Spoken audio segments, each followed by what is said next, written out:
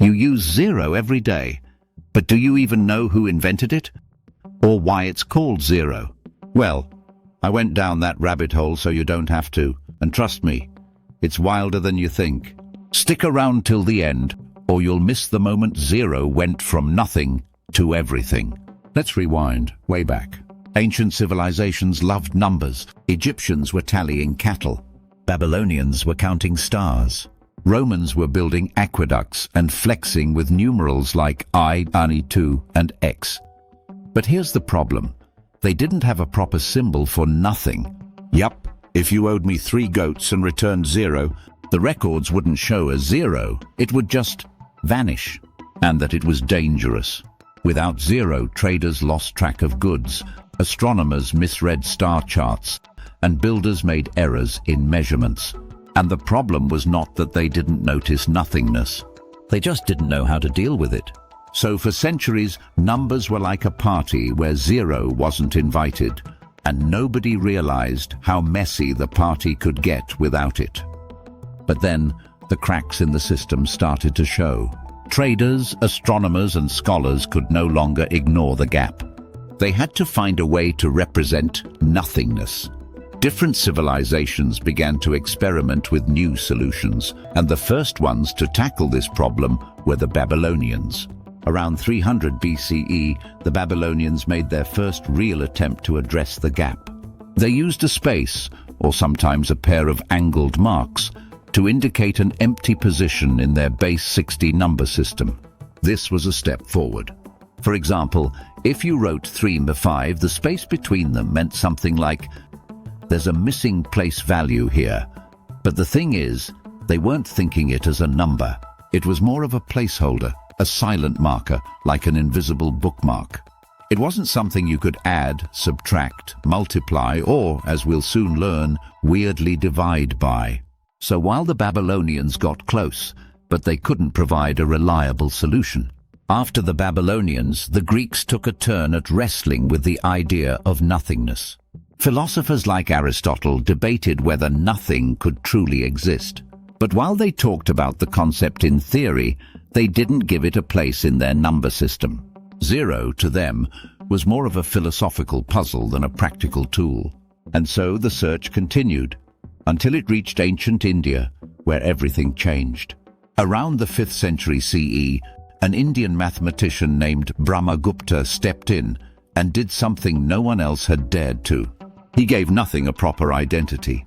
Brahmagupta introduced a symbol, a simple dot called shunya, which literally meant empty or void. But what made this truly groundbreaking was that he gave it a job description.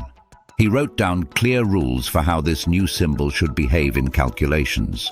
For example, he explained that if you add shunya to a number, it stays the same. Subtract it and the number doesn't change. But if you subtract a number from shunya, you get a negative number.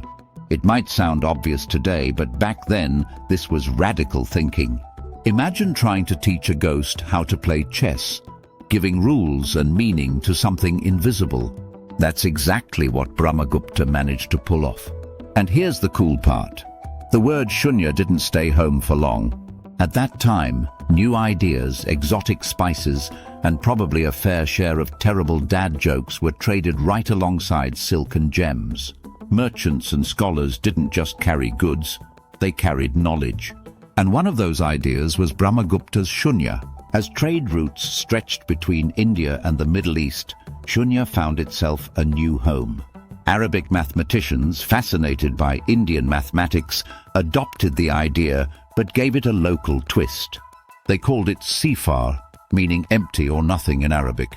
It meant the same thing, but with a new name that was easier to scribble on scrolls and a little smoother to say at dinner parties. You could say Sifar was Zero's teenage alter ego before it fully came into its own. And just like a good story or a catchy tune, it didn't stay put. This little idea was about to head west. As trade and scholarship flowed from the Islamic world into medieval Europe, especially through bustling hubs like Spain and Sicily, Sifar made the journey too. But you know how people can't help but tweak names? So Europeans adapted Sifar into Zephyrum in Latin. It sounded fancy, rolled off the tongue like a spell, and gave the concept of zero a bit of continental flair.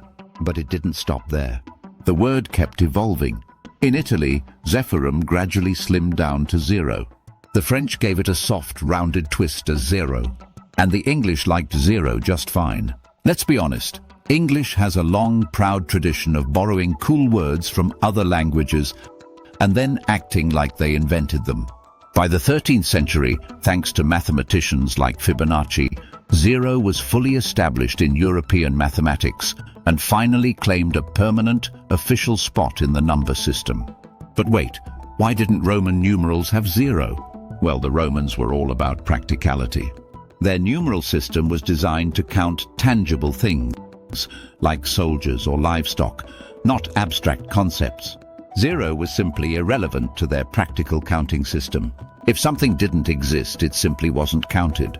Their system focused on adding and subtracting numbers, so there was no need for a placeholder like zero.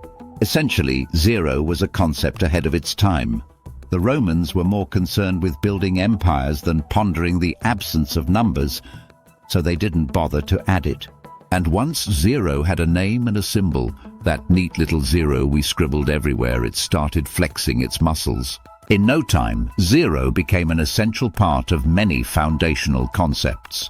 It powered the decimal system, made algebra and calculus possible, and even became the backbone of binary code, the very language your phone, computer, and even this video rely on. Without zero, we wouldn't have 10, 100, or 1,000. Instead, we'd be stuck with a bunch of clunky symbols and a serious headache. And today, zero is everywhere, in your bank balance, phone numbers, and codes. It's a little round symbol with a big story, proving that sometimes nothing really matters. So next time you see zero, give it a little nod of appreciation. It's doing a lot more than just sitting there. If you found the history of zero fascinating, don't forget to hit the subscribe button for more mind-blowing videos like this one.